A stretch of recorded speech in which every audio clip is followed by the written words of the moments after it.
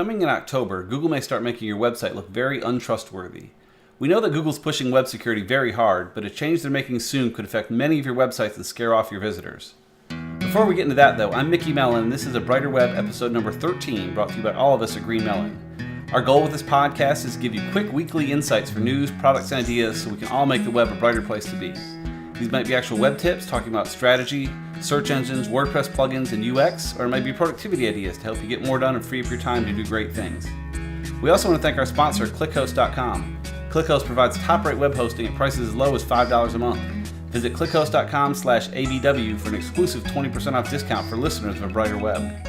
Today we'll talk more about Chrome security warnings, near-me searches, easier access to the mobile-friendly test, ideal URL structures, internal versus external links, phone calls through Google Home, an expanded audience for voice search, and new collaboration features in Google Docs. Let's dig in.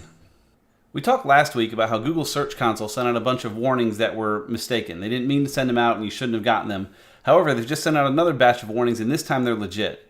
They're warning you that if you don't have SSL on your site, all pages with any kind of form will now start showing a not secure message to visitors when the next version of Google Chrome launches in October, version 62. Google already shows the not secure warning on pages that ask for passwords or credit card information, but starting with this next version, they're going to start showing not secure on any kind of form anywhere on your site. So this will be a lot more insecure looking messages for your visitors that may not be a good thing for them. SSL should be a free service from your host. Most hosts offer it for free, and if it's not, you should probably change host and find one that is. We have a post with an SSL checklist you can run through linked in the show notes so you can follow a step-by-step process to get everything straightened up and keep Google happy. It's a small thing, but it appears that near me is now often implied in searches. We've known that it's been implied for a while. If people search for things like used cars, Google will automatically default to a local search. They'll see that local intent and do a local search for you. But it seems now that most searches, over 50% of local searches, people don't use the words near me. They just search for what they want and they know that Google will take care of them. We have an article listed in the show notes that'll give you details, but really it just shows again that local SEO is important and getting that name, address, and phone for your business completely accurate across all the local directories will make a big difference as people are doing more and more local searches and Google's doing it more and more automatically. We've talked often about Google's mobile-friendly test tool, which is a great little tool just to test what Google thinks of the mobile friendliness of your site, and now it's a little bit easier to access.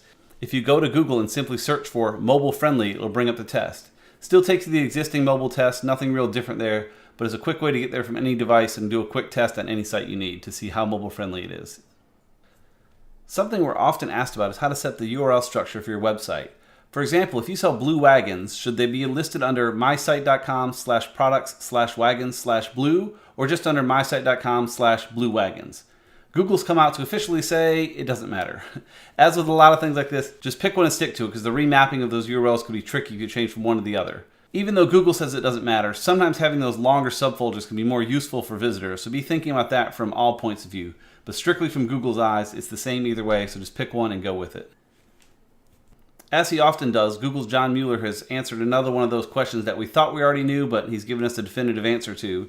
In this case, someone asked him, are there any differences between internal or external score, juice, strong calculation formulas? And John answered with a simple definitely. They're both important, he says, but more weight seems to be given to external links, which is long what we've thought. Internal links are certainly something to pay attention to handle that link juice flow around your site, but external links are worth a lot more, so the more you can get those, which is harder and harder to do, the better off you'll be. Google has just added a new feature to Google Home to allow you to make phone calls through the device using just your voice. The catch here is that the recipient will see unknown caller unless you're a Google Voice or Project Fi user. Google hopes to be able to show real numbers by the end of the year because really it's not that useful right now as most people are well trained not to answer unknown caller calls.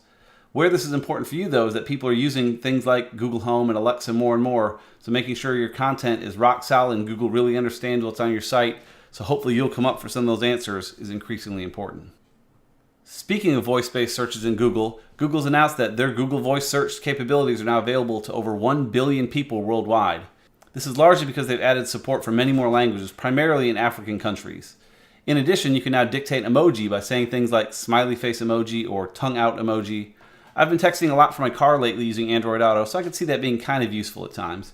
Either way, Google's really expanding their reach and it's going to be a fun fight between Google, Alexa, and Siri as time goes on. We use Google Drive and Google Docs a ton at Green Melon. It's brilliant to be able to take notes during a meeting with everyone in the same document contributing various pieces to it at the same time. Google's just added a few new collaboration features to Google Docs to make that even better. One of the new features is to allow you to name versions of a doc, sheet, or slide. Google's long had revision histories inside of Google Drive, but now you can give formal names to some of those versions to see them in the version history and go back and look at specific iterations of a document you've created. Google has a feature that allows you to show suggested edits on a document. People propose changes to a document and you can decide whether to accept them or not, and now you can preview clean versions of those docs, either showing all the suggested edits in there or just hiding them completely so you can view it as it is. They now allow you to accept or reject all edit suggestions at one time, and the Suggest Edit features is also now available on Android and iOS.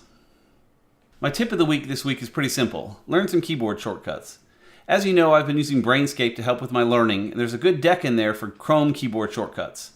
I've been working on that for a while and getting better at keyboard shortcuts, and it only makes you faster to have those memorized. I also created a shared deck in Brainscape for Asana keyboard shortcuts that you should be able to find in there if you want. If you use Asana, search for Asana keyboard shortcuts. There's a good deck in there to help you memorize those. I'll have both of those decks linked in the show notes. I encourage you to spend some time learning keyboard shortcuts in your favorite applications to help make yourself more efficient. And that's all we have for this week. You can find me on Twitter at Mickmel, M-I-C-K-M-E-L, or learn lots more at greenmelonmedia.com. And you can find lots more about the podcast, including show notes and links, as well as video tutorials and many other resources over at abrighterweb.com. If you're in the Atlanta area, come check out our meetup held 3 times each month. And if you're not in the Atlanta area, we post recaps on the site soon after each meetup. Either way, you can learn more about that at abrighterweb.com/meetup. Thanks for listening.